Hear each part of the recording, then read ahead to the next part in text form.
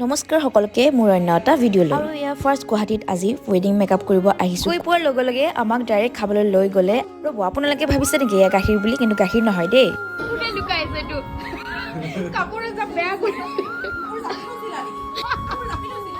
আৰু এয়া বেছি পলম নকৰি মই কইনাৰ মেকআপ ষ্টাৰ্ট কৰি দিলোঁ।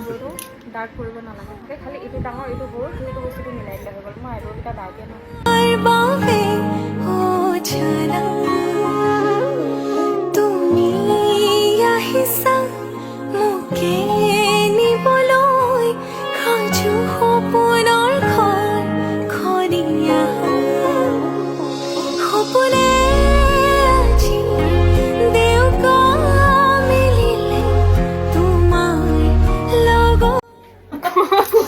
লিপষ্টিক লগাই দিয়া কিবা হাপে খুটা নিচিনা লাগি আছে।